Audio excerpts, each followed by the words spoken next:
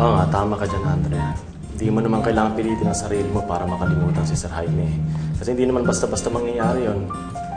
At kung hindi ka happy, okay lang. I mean, you still have good friends, you still have a good life. You just have to decide that every day, magiging masaya ka. Mag-isip ka na ibang bagay. Or, better yet, think of something new. How about...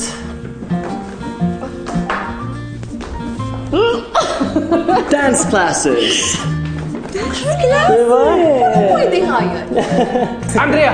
Layuan mo yung lalaki yan! Tsaka Oliver, tigilan mo na si Andrea at tupagin mo yung trabaho mo sa amin. Hindi ko gusto yung mga photos mo sa website, okay? Well, sir, kung ganun pala, di palitan nyo na lang yung photos or palitan nyo yung photographer. It's really that easy. You don't have to come all the way here para lang sabihin sa akin. Eh kung hindi ako nagpunta rito, hindi ko makikita ang chinachancing mo si Andrea.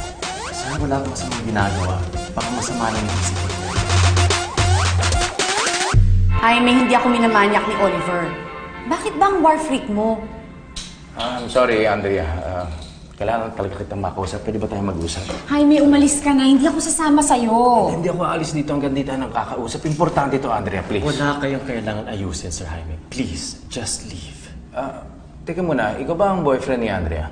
Kung siya ang boyfriend ko, ano ngayon?